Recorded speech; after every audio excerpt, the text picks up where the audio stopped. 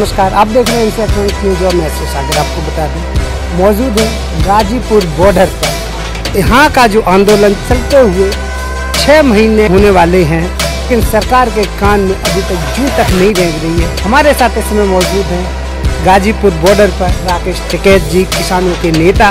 आइए हम बात करते हैं राकेश टिकैत जी से और जानेंगे कुछ सवालों के जवाब। सर नमस्कार। नमस्कार। तो उससे जिस तरह से आज बीमारी का दौर चला हुआ है, लोगों के पास में पैसा नहीं है, लोग की डेथ हो रही है, बगैर हॉस्पिटल के डेथ हो रही है, उनको ऑक्सीजन नहीं मिल रही, तो ये सारी प्रॉब्लम है। तो सरकार एक किस्म से सरकार फेल हो चुकी है। जिस हिसाब से आपने हॉस्पिटल की बात किया, आपको बताएं कि जब सरकार आई थी बड़े बड़े वादे किए थे, लेकिन अभी तक इन्होंने किसी भी वादे को न निभाते हुए एक बड़े हॉस्पिटल का भी निर्माण नहीं कर पाई है। लोग ऑक्सीजन की कमी से मर रहे हैं, दवाइयाँ नहीं मिल रही लोगों को, और लोग जब हॉस्पिटल में जाते हैं उन्हें बेड मुहैया नहीं हो रहे। ये सारी कमी को आप किसको जिम्मेदार ठहराते हैं? सरकार की जिम्मेदारी होती है ना कि भाई सरकारी हॉस्पिटल या कोई हॉस्पिटल तो सरकार ही बनाएगी ना। कोई महामारी आई है तो उसकी जिम्मेदारी सरकार की है, उसको कैसे उसको हैंडल करना है। लोग मारे जा रहे हैं, लोग शमशान घाट में भी लाइन लग रही है, तो इतनी डेथ हो रही है, तो जिम्मेदार सरकार है पूर्ण रूप से इसमें।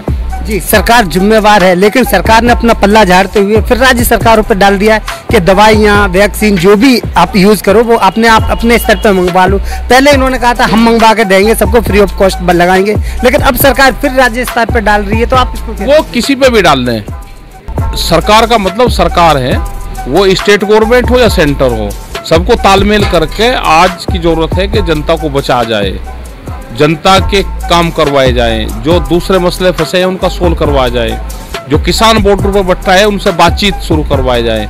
अगर कोरोना काल में इलेक्शन हो सकते हैं तो कोरोना काल में कानून भी वापसी हो सकते हैं। पिछले साल भी तो इन कोरोना काल में ही कानून लेकर आए थे जी। इन चीज़ों पर सरकार को काम करना चाहिए जी। जिस हिसाब से ये कोरोना काल में इन्होंने इलेक्शन कराए, अभी जिस हिसाब से बंगाल की बात करें, बंगाल में जो इलेक्शन हुए हैं जिसमें आपने भी शिरकत की थी वहाँ पे, और आपके आह्वान पर बंगाल के लोगों ने उनको जो मैंडेट दिया, उसके लिए आप क्या कहेंगे? उनका धन्यवाद है बंगाल की जनता का कि वहाँ के किसानों ने संयुक्त मोर्चे की बात सुनी और उसके आह्वान पर उन्होंने काम करा।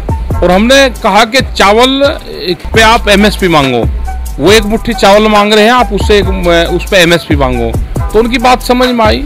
और जो दिल्ली में हालात हो रही हैं कि किसानों से बातचीत नहीं कर रही, तो उस तरह की सरकार वहाँ पर नहीं चाहिए थी, तो वहाँ की जनता ने इनको वोट नहीं दिया और वो संयुक्त मोर्चे की बात माननी उन्होंने।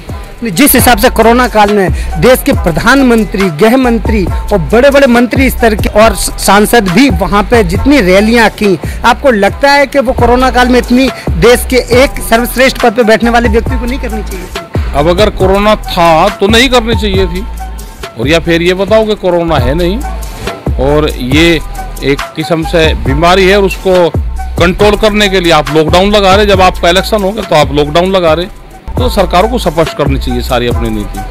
तो आपको क्या लगता है ये सरकार केवल लोगों को गुमराह कर रही है, अपनी बातों में फंसा लेती है, इसी तरीके से जीत रही है, या कोई और रीजन? नहीं, यही रीजन है। लोगों को दूसरे मकसद से वोट लेती है और जीतती है, काम फिर दूसरा है, देश बेचने का काम ये लोग कर रहे हैं। NCR करंट न्यूज को सब्सक्राइब करें और नोटिफिकेशन सबसे पहले पाने के लिए दबाएं बेल आइकॉन।